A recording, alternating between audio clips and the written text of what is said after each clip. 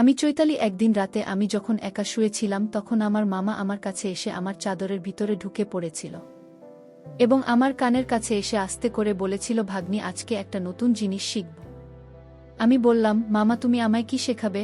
মা বলল, তোমায় আজ এমন একটা জিনিস দেখাব যা কাউকে বলা যাবে না। তারপর মামা বলল, কাল তোমাকে শেখাব। তারপর দিন পর পুলিশকে দিয়ে আমার সঙ্গে রোজ রাতে আমার নিজের মামা আলগা পুরুষ মানুষদের আমার ঘরের ভিতরে নিয়ে আসত এবং সারা রাত আমার মামা 2-3 জন পর পুরুষ মিলে আমার সঙ্গে সারা রাত। আমার সঙ্গে কি করেছিল বন্ধুরা, তোমরা জানলে ঠিক থাকতে পারবে না। আসলে আমি গ্রামের একজন গরিব ও অশিক্ষিত মেয়ে ছিলাম। বাবা মারা যাওয়ার পরে 2 বছর ধরে আমার মামাই আমাদের সংসার চালিয়ে দিচ্ছিল। না হলে তো আমরা মা ও মেয়ে না খেয়ে মারা যেতাম। তাই আমাকে খুব ভালোবাসতাম, খুব বিশ্বাস করতাম। এদিকে আমার 20 বছর বয়স হয়ে যাওয়া সত্ত্বেও আমার মা তো কোনোদিন আমার বিয়ের জন্য কোনো রকম চিন্তাভাবনা করত না। সে শুধু একটাই কথা বলতো, তোর মামা না থাকলে তো আমাদের পেট ভরত কি করে। কিন্তু আমার বিয়ে দেওয়ার ব্যাপারে একবারও চেষ্টা করত না বা কোনোরকম কোনো কথাই বলতো না। আমার মামা যখন 2 বছর ধরে আমাদের সংসার চালিয়ে দেয়, তারপরে একদিন মামা হঠাৎ করে আমাদের বাড়িতে এসে আমাকে বলল, আমার জন্য নাকি একটা অনেক বড় খুশির খবর আছে। মামা নাকি দিল্লি শহরে আমার জন্য একটা চাকরির ব্যবস্থা করেছে। মামার কথা শুনে তো আমার মা ভীষণ খুশি হয়েছিল, কিন্তু আমি নিজে অনেক বেশি ভয় পেয়েছিলাম। কারণ আমি অনেক গরিব ও অশিক্ষিত মেয়ে ছিলাম এবং জীবনে কোনোদিন শহরে যাইনি। তাই শহরের পরিবেশটা যে কেমন সেটার ব্যাপারে কিন্তু আমার কোনো ধারণাই ছিল না। আমি তখন আমার মামাকে বলেছিলাম, মামা, আমি শহরে গিয়ে কি কাজ করব? তুমি আমার জন্য এমন কোনো চাকরির ব্যবস্থা করেছ যে তুমি এত খুশি আছি এবং আমাকে শহরে নিয়ে যেতে চাইছ। এমনকি আমি তো সেলাই ও মেশিনের কাজ জানি না। মামা, তাহলে আমি শহরে গিয়ে কি কাজ করব? মামা তখন আমার কপালে হাত রেখে বলেছিল, আরে পাগলি, তুই এত ভাবিস না। নিজের মামার উপর ভরসা রাখো। আর এত চিন্তা করার কি আছে, আমি তোকে শহরে নিয়ে যাই এবং যেখানে নিয়ে যাবে সেখানকার কর্মচারীরা তোকে সব কিছু শিখিয়ে দেবে। আমি ওখানকার ব্যাপারে সব কিছু খোঁজখবর নিয়ে এসেছি। এমনকি কিছুদিন আগে আমি নিজে গিয়ে সেখানকার পরিবেশ দেখে এসেছি এবং সেখানে গিয়ে কিছুদিনের মধ্যে সেখানকার সব কাজকর্ম শিখে যাবে এবং অনেক টাকা মাইনে পাবে।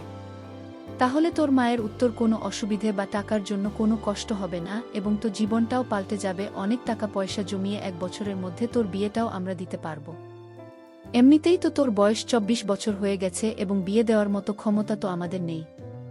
তাই তুই যখন সেখানে চাকরি করবি সেই চাকরির টাকা জমিয়ে তোর বিয়ে আমিও তোর মা মিলে দিতে পারব।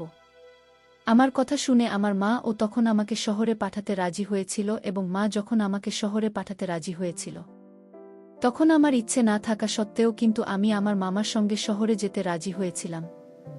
যেহেতু আমার মা চেয়েছিল আমি যাতে শহরে যাই, আসলে আমার বাবা মারা যাওয়ার পর থেকে।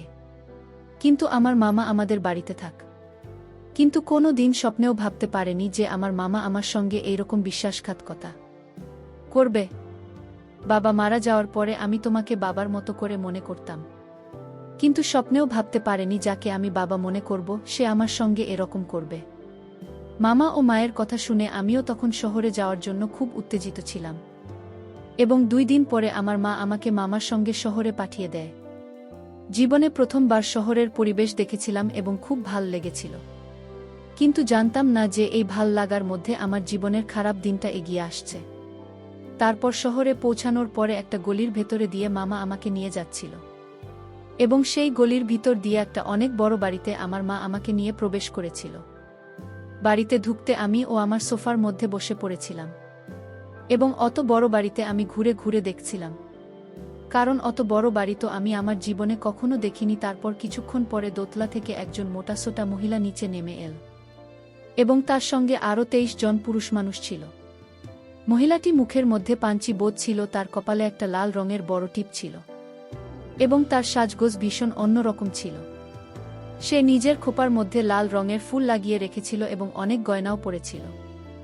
ওনাকে দেখার পরে আমি বুঝতে পেরেছিলাম যে উনি হয়তো এত বড় বাড়ির মালকিন। তারপর আমাকে ও মামাকে দেখার পরে মামার সঙ্গে ওই মহিলার কথোপকথন শোনার পরে বুঝতে পারলাম যে মামা ওই মহিলাটিকে খুব ভালোভাবে চিনি। তারপর ওই মহিলাটি আমার পা থেকে শুরু করে উপর পর্যন্ত খুব ভালোভাবে দেখতে শুরু করল এবং আমাকে দেখার পরে আমাকে বলল, "কি রে বাবু, এত বয়স্ক মেয়েকে নিয়ে এসেছিস? তুই তো জানিস আমার এখানে ৩০ বছর পরে আর কোনো দাম থাকে না।" আমার মামার নাম বাবলু। তখন আমার বাবলু মামা ওই মহিলার সামনে হাত জোর করে বলল, "মার্কিন, আমার ভাগ্নে কিন্তু একদম খাঁটি, আজ পর্যন্ত কোনো ছেলের সাথে কোনো কথা বলেনি। আপনি আমার ভাগ্নিকে কাজে লাগালে অনেক লাভবান হবেন।" ওই সময় আমার মামা ওই মহিলার মাঝে কথাগুলো শুনে আমি বুঝতে পেরেছিলাম যে আমার সঙ্গে অনেক বড় অন্যায় হতে যাচ্ছিল। তারপর আমার মা আমার কথাগুলো শুনে ওই মহিলা আমার মামাকে নগদ ৫,০০০ টাকা দিয়ে বলেছিলেন, "থেকে আর ১ টাকাও বেশি তোকে দিতে পারব না। তাই দরকার হলেই টাকাটা নিতে পারি, আর না হলে তোর ভাগ্নিকে নিজের সঙ্গে করে বাড়ি নিয়ে যেতে পারিস।" তারপর ৫,০০০ টাকা হতে নিল। আমার মামা অনেক খুশি হয়ে ওই মহিলার পাথরে প্রণাম করে সেখান থেকে বেরোতেই যাচ্ছিল। ঠিক তখনই আমি সবকিছু বুঝতে পেরে আমার মামার কাছে যাচ্ছিলাম, এটা বলার জন্য যে সে আমার সঙ্গে অনেক বড় অন্যায় করেছে। কারণ আমার মামা আমাকে সেখানে ওই মহিলার কাছে বিক্রি করে দিয়েছিল। আমার নিজের মামা আমাকে ৫,০০০ টাকার জন্য বিক্রি করে দিয়েছিল। তারপর আমি যখন ওই বাড়িতে থাকতে রাজি হয়নি, তখন ওই মহিলা তার ছেলেদের দিয়ে আমাকে ধরে নিয়ে গিয়ে উপরের ঘরে বন্দি করে রাখতে বলেছিল। ওই সময় আমি কাঁদতে কাঁদতে মাকে বলেছিলাম, "মামা, আমি এখানে থাকতে চাই না। আমাকে এখান থেকে বাড়ি নিয়ে চলো। তুমি আমাকে এভাবে বিক্রি করতে পারো না। আমি বাড়ি যেতে চাই, আমাকে আমার মায়ের কাছে নিয়ে চল। দয়া করে আমায় এখানে ফেলে যেও না।" কিন্তু আমার মামা তো আমার দিকে আর ফিরেও তাকায়নি এবং সেখানে আমাকে রেখে চলে গিয়েছিল। তারপর ওই মহিলাটি যখন আমাকে একটা ঘরে বন্দি করে রেখে দেয়, তখন আমি অনেক বেশি অস্থির হয়ে পড়েছিলাম নিজের বাড়ি ফিরে যাওয়ার জন্য, এবং আমি ভয়ে জোরে জোরে কাঁদতে শুরু করেছিলাম। কারণ স্বপ্নেও ভাবতে পারিনি যে আমার নিজের মামা আমাকে শহরে নিয়ে আসার পরে এমন একটা জায়গায় বিক্রি করে দেবে। তারপর সেদিন সারাদিন আমাকে ঘরে বন্দি করে রেখেছিল। তারপর সন্ধ্যাবেলায় ওই মহিলাটি নিজে আমার ঘরের ভিতরে এসেছিল, যে মহিলাটিকে ওই বাড়ির সবাই কিন্তু মালকিন বলে ডাক। আমি তো ওনাকে দেখা মাত্রই অনেক জোরে কাঁদতে কাঁদতে ওনার হাতে পায়ে ধরে বললাম, "মালকিন, আমাকে এখান থেকে বাড়ি যেতে দিন। আমি এইসব কাজ করতে পারবো না।" মালকিন তখন আমাকে জোরে পিছন দিকে ঠেলে দিয়ে বললেন, "প্রত্যেকটা মেয়ের এসব নাটক আমাকে দেখতে হয়। তাই তোকে বলে দিচ্ছি, আমার এখানে বেশি নাটক চলবে না। একটু পরেই কিন্তু বিদেশি মেহমান আসবে এবং ত্বকের সাথে খুব সুন্দর করে সাজিয়ে দেবে এবং ভালোভাবে সুন্দর করে তৈরি হয়ে থাকবে। আর আমার মেহমানদের খুব খুশি করবি, এর বদলে তুই অনেক টাকা পাবি। তোকে তো আমি ফ্রিতে কাজ করাব না। তাই এসব কান্নাকাটিও নাটক করা বন্ধ কর। আর একটা কথা ভালো করে শুনে রাখো, এখান থেকে আজ পর্যন্ত কোনো মেয়ে কিন্তু পালাতে পারেনি। তাই তুইও পালানোর চেষ্টা একদম করবি না, নইলে কিন্তু খুবই খারাপ হবে।" সেদিনের থেকেই আমার জীবনের সব কিছু পাল্টে যায়। আমি যেটা কোনোদিন স্বপ্নেও ভাবিনি সেটাই আমার সঙ্গে হয়েছিল। তারপর সেদিন রাতের বেলা আমার ইচ্ছে না থাকা সত্ত্বেও একটা ৫০ বছর বয়স্ক মানুষ আমার সঙ্গে সারা রাত, এমনকি ওই লোকটা যখন আমার ঘরের ভিতরে প্রবেশ করে, তখন আমি প্রথমেই ৫০ বছরের লোকটার সামনে হাত জোট করে অনেক কাকুতি মিনতি করেছিলাম। কিন্তু ওই ৫০ বছরের লোকটা আমার কোনো কথাই শোনেনি। সেদিনের পর থেকে আমি অনেক চেষ্টা করেছিলাম ওই বাড়ি থেকে পালানো, কিন্তু আমি পালাতে পারিনি। এমনকি ঘরগুলোতে একটা জানালা ছিল না। এবং সে দিনের পর থেকে প্রত্যেক দিন নতুন নতুন লোক সারারাত আমার সঙ্গে। এভাবে প্রায় ১ মাস হয়ে যাওয়ার পরে আমি বাধ্য হয়ে এটা কি আমার ভাগ্য বলে মনে করে নিয়েছিলাম। তারপর ১ মাস ওই বাড়িতে কেটে যাওয়ার পরে শহীদুল নামে একটা ৩৫ বছরের লোক আমাকে দেখার পরে আমার সঙ্গে সময় কাটাতে চাইতো এবং শেষ সপ্তাহে ৪ দিন করে আমাদের বাড়িতে আসতো এবং আমার সঙ্গে সারারাত সময় কাটান। এইভাবে ধীরে ধীরে শহীদুলের সঙ্গে আমার বন্ধুত্বের সম্পর্ক তৈরি হয়। কারণ সে সবার চাইতে অনেকটাই আলাদা ছিল। কিন্তু শহীদুল অনেক সময় টাকা দিয়ে শুধুমাত্র আমার সঙ্গে নিজের মনের কথাগুলো বলতে আসতো এবং সারা রাত ধরে আমার সঙ্গে গল্প করত। সে যখন আমার কাছে আসতো তখন নিজের দুঃখের কথাগুলো বলতো। আসলে তার স্ত্রী তাকে ছেড়ে একটা পরপুরুষের সঙ্গে পালিয়ে গিয়েছিল এবং তারপর থেকে সে নিজের মনের কষ্ট দূর করার জন্য এই বাড়িতে আসে এবং ধীরে ধীরে আমাদের মাঝে অনেক ভালো বন্ধুত্বের সম্পর্ক তৈরি হয়। এতটাই হয় যে সেদিন না থাকতে পেরে আমি নিজের মনের সব কথা কিন্তু শহীদুলকে বলেছিলাম যে কিভাবে আমার নিজের মামা শুধুমাত্র ৫,০০০ টাকার লোভে আমাকেই বাড়িতে বিক্রি করে দিয়ে চলে গেছে। এভাবে আমার প্রায় ওই বাড়িতে থাকতে 7 মাস হয়ে যায়। তারপর সেদিন যখন শহীদুল বাবু আমাকে একটা কথা বলেছিল তখন আমি ওই কথাটা নিয়ে অনেক ভেবেছিলাম। আসলে শহীদুল বাবু আমাকে বলেছিল, তোমার মামা না হয় তোমাকে এখানে বিক্রি করে দিয়ে চলে গেছে, কিন্তু তোমার মা কি তোমার একবারও খোঁজ খবর নেওয়ার প্রয়োজন মনে করেনি? এতদিন হয়ে গেছে, তোমার মা তো তোমাকে দেখে যেতে পারেন। সেদিন শহীদুল বাবুর কথা শুনে আমার মনেও কিন্তু খটকা লেগেছিল।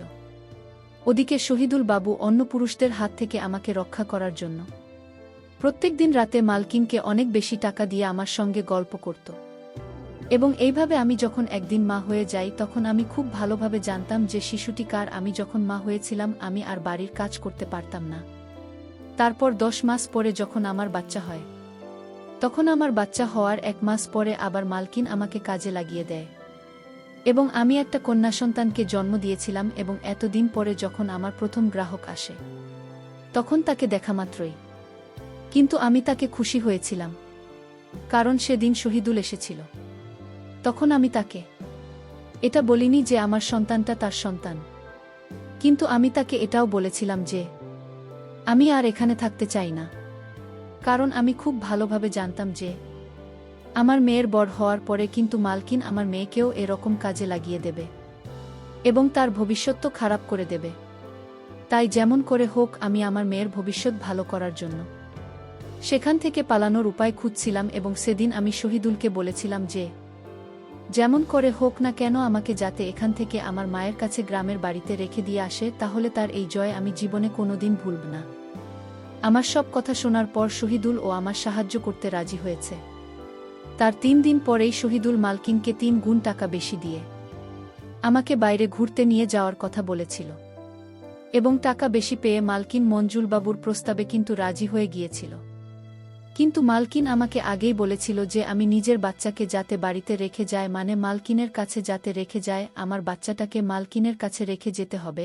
এবং আমি এই প্রস্তাবে কিন্তু রাজি হয়েছিলাম। তারপর সেদিন আমিও শহীদুল যখন চুপচাপ আমার গ্রামের বাড়ির জন্য রওনা দিই তখন কিন্তু শহীদুল বাবু আমাকে ট্রেনে বসে দিয়েছিল এবং আমার হাতে 5,000 দামের একটা মোবাইল ফোন দিয়েছিল ও তার আরেকটা মোবাইল ফোনের নাম্বার আমাকে দিয়েছিল, বলেছিল কোনো কিছু অসুবিধা হলে আমি যাতে তাকে ফোন করি, আমি তোমার সাহায্য করার জন্য এগিয়ে আসে। এই কথাটা শহীদুল বলেছিল এবং মালকিন কিন্তু এরা জানত না যে আমি আমার ব্যাগের মধ্যে আমার বাচ্চাটাকে চুপচাপ ধরে নিয়েছিলাম, যেটা বাড়ির কেউ জানত না। তার পরের দিন সকালবেলা আমি যখন আমার গ্রামের বাড়ি পৌঁছে যাই তখন আমার মা আমাকে 1-1.5 বছর পর দেখে খুব খুশি হয়েছিল। কিন্তু সেদিন রাতে আমার মায়ের আসল চেহারা দেখে তো আমার মনে হলো আকাশটা আমার মাথায় ভেঙে পড়ল। যখন আমার নিজের মা আমাকে ঘরের ভিতরে ডেকে আস্তে করে সব কিছু বলেছিল যে আমি বাড়ি থেকে আমার বাচ্চা মেয়েটাকে নিয়ে পালিয়ে চলে এসেছি, তখন আমার মামা বাড়ির মালকিনকে ফোন করে সবকিছু বলেছিলেন। আমি যখন আমার মায়ের সত্যিটা জানতে পেরেছিলাম তখন আমিও লুকিয়ে শহীদুলকে ফোন করে সবকিছু সত্যি কথা বলে দিয়েছিলাম। এবং আমি তো স্বপ্নেও ভাবতে পারিনি যে আমার মতো একজন মহিলার সাহায্য করতে শহীদুলের মতো একটা ভদ্রলোক এগিয়ে আসবেন।